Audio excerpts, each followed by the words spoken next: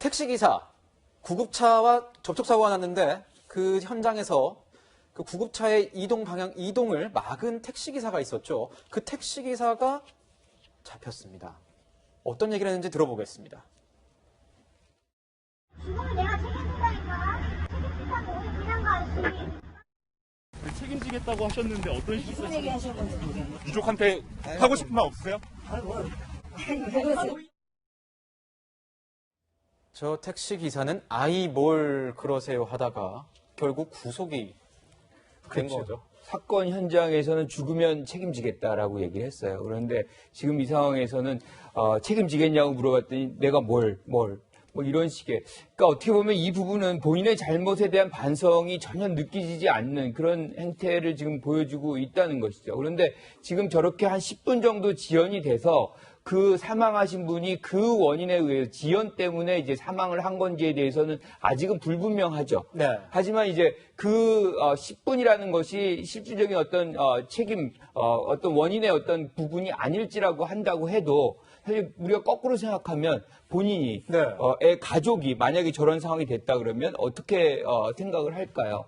그런 생각을 이제 한다면 저분의 어떤 행태라는 것은 굉장히 도의적인 어떤 책임을 지지 않으려고 하는 그런 행태인 것이고 저는 뭐 구속시킨 것이 굉장히 적절하게 이루어졌다라고 생각할 수밖에 없는 것 같아요. 저렇게 계속해서 범행에 대한 부분, 인멸 또는 뭐 부인 이런 부분들이 있기 때문에 뭐 도주까지도 우리가 생각을 할 수 있는 부분이 있는 거죠. 그래서 그런 이유 때문에 아마 구속이 된 것이 아닌가 이렇게 생각합니다. 네, 이제 변호사님께 여쭤보겠습니다. 이렇게 좀 뭐 사설 구급차를 막아섰을 때 보통 뭐 어느 정도 처벌이 되는지 이 또 구속된 택시기사의 경우에는 미필적 고의에 의한 살인죄가 적용이 될 수 있을지 궁금한데요. 사설구급차기 때문에 응급의료법은 적용 안 되는 거고 네. 응급의료법 같은 거는 이제 구급차의 응급구조는 타고 있어야 되는데 이건 그건 아니거든요. 그러니까 그건 안 되는 거고.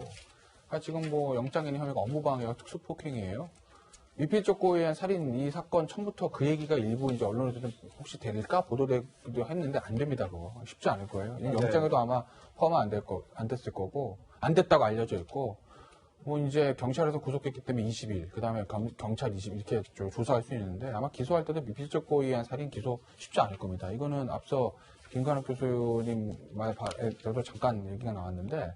이게 그 할머니 돌아가신 게 이 사람이 막은 거랑 때문인지 인과관계에 대한 입증이 쉽지가 않아요. 그래서 아마 이 부분은 미필적 고의의 살인을 처벌하기는 어려울 거예요. 이게 뭔가 저도 잘 모르겠습니다. 형사적으로는 처벌이 가능하지만 어떻게 보면 굉장히 큰 손해를 입은 것 아니겠습니까? 그 유가족 입장이나 이런 뭔가 그런 것도 저희 뭐 배상 뭐라고 하죠? 그 변문적 용어가 뭐 민사상 손해배상 청구를 유족들이 할 수는 있겠습니다만 그것도 글쎄 모르겠습니다. 그러면 결국 이 사람의 행동이 부적절하고 나쁜 건 다 알죠. 다만 그것 때문에 할머니가 돌아가셨다는 걸 인과관계 연결을 시켜야 되는데 그걸 우리가 법학에 있어서 판결을 하고 사법 시스템을 작동시킴에 있어서 지레짐작으로 아마 그럴 것 같아. 이렇게 할 수는 없는 노릇이거든요. 그렇기 때문에 그거는 입증의 문제가 있어서 쉽지는 않죠. 그건 좀 유족분들에게는 굉장히 좀 억울한 일일 수도 있겠지만 그게 어떻게 보면 현재 뭐 사법 시스템의 한계일 수도 있는 것이고요. 사법 시스템의 본질일 수도 있는 것이고요. 네, 지금 이게 이제 영장 내용을 좀 보면요, 평론가님. 사실 뭐 처음에는 살인 혐의도 검토하겠다고 했었지만 이번에는 좀 포함이 안 됐어요.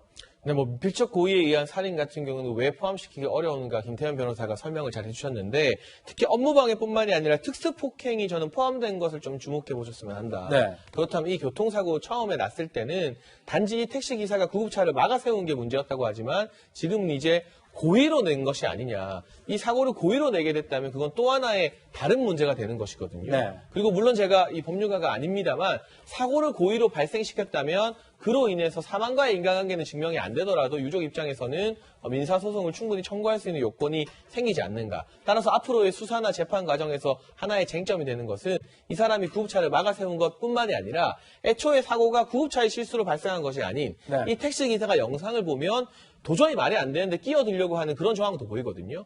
고의 사고인지 아닌지를 쟁점으로 다루는 것 또한 이 재판 결과 이후에 또 유족의 손해배상까지 아주 많은 것을 달라지게 만드는 분수령이 될 것 같습니다. 네, 지금까지 이제 주요 사건 사고 소식 짚어봤는데요. 이 택시기사 수사 결과는 좀 주목해서 지켜봐야겠습니다.